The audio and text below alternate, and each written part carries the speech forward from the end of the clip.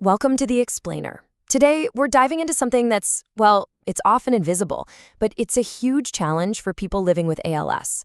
We're talking about loneliness. And believe me, it's a kind of silence that goes way deeper than just the loss of a voice. I mean, think about that for a second. It's a really powerful question, right? And this paradox, it's right at the heart of what it's like emotionally for someone with ALS. This isn't about being physically by yourself. It's this deep, internal feeling of being isolated, even when you're surrounded by people who love you.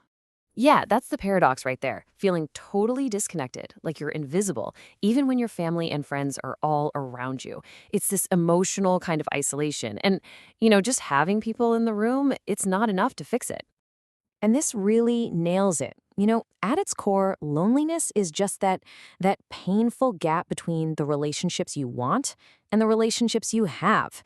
And for people living with ALS, that gap can become a huge chasm because of the specific, really tough challenges of the disease. So, okay, what actually creates this gap? What's going on that makes someone with ALS feel so isolated? Well, it really boils down to three main things. Think about your own day. It's so easy to take for granted all those small, random moments, right? Bumping into a neighbor, sharing a quick laugh with someone at work. That's where so much of our feeling of belonging comes from. But as ALS progresses, just getting out of the house can be a huge production. And suddenly that whole spontaneous, casual social world, it just starts to shrink. I mean, communication is everything, isn't it? It's how we connect. So when speech gets harder, conversations they change. And yeah, the assistive technology we have now is absolutely incredible, but the pace is just different. It can be physically and mentally exhausting. You can end up feeling like you're on the sidelines of a family conversation, just watching it fly by. And nobody means for it to happen, it's hard to keep up. So much of who we are is tied up in what we do. You're a parent, you're a coworker, you're the friend who always helps out. ALS can just strip those roles away one by one. And when you feel like you can't contribute in the same ways anymore, man, it's so easy to start feeling invisible. And here's something that's kind of wild and honestly a little heartbreaking. Sometimes love itself can actually make things worse. Think about it.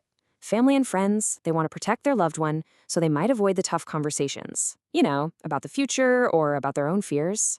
Their intentions are 100% pure. They're trying to be kind. But the result? It can feel like a wall of silence. It can make the person feel like they can't be real about what they're actually going through. And we have to be clear, the impact of this isolation is huge. This isn't just about feeling sad. It's a direct line to serious depression and just overwhelming anxiety. It can make you feel like you're facing this incredibly uncertain disease all by yourself. So here's the thing. A lot of people with ALS don't want to be a burden. So they're not just going to come out and say, hey, I'm feeling really lonely. That's why it's so important for everyone around them to learn how to spot the more subtle signs, the unspoken stuff. And these signs, they might not be what you think. It might not look like sadness. It could look more like frustration or irritability. It might not be tears, but just pulling back from conversations they used to love. Noticing these shifts in behavior, that's the real first step to being a compassionate caregiver. Okay, so now that we get the problem, what do we do about it? I mean, seeing the problem is one thing, but how can we, as family, as friends, as caregivers, actually start to build a bridge across that gap? This right here is a huge mental shift.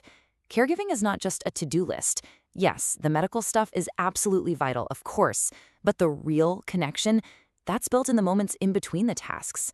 It's about consciously putting down the checklist just to be there, to be present, to have a real conversation, even if it's a tough one, and to help them feel independent in any way they still can. And hey, this is not just on the main caregiver. So often, friends kind of fade away, right? Not because they don't care, but because they feel awkward. They don't know what to say. The message we need to send them is simple. Just show up. Your presence matters. A quick visit, a weekly call, just continuing to do something you used to do together, even if you have to change it up a bit, that can be an unbelievably powerful weapon against isolation. And let's not forget about technology. It can be a total game changer. We're talking about speech-generating devices, eye-tracking systems, simple video calls. These are not just cool gadgets. They are lifelines. They give back the ability to jump into a conversation, to tell a joke, to see your grandkids smile. They help a person stay woven into the fabric of the family. But we can go even deeper than that. Fighting loneliness is also about making sure a person's entire identity doesn't just get swallowed up by the label patient. It's about helping them remember and really feel that there's so much more than this disease. And that's where a sense of purpose is just critical.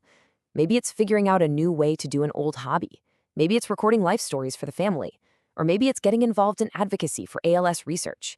Whatever it is, these things send a powerful message. You are still a contributor. Your wisdom, your experience, it still matters. A lot. When you get down to it, anyone with a life-changing illness is wrestling with these massive existential questions. So tackling loneliness isn't just a quick fix to make someone feel a little better today. It's about helping them find real, satisfying answers to those big questions. It's about helping them find meaning again. So what's the big takeaway from all of this? I think it's this.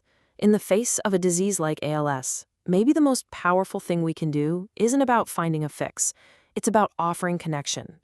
Because when you affirm someone's value, when you show them they still have a place in the world and that their life still matters, when you do that through just being present and really communicating, well, that's one of the most profound, most powerful forms of care you could ever give.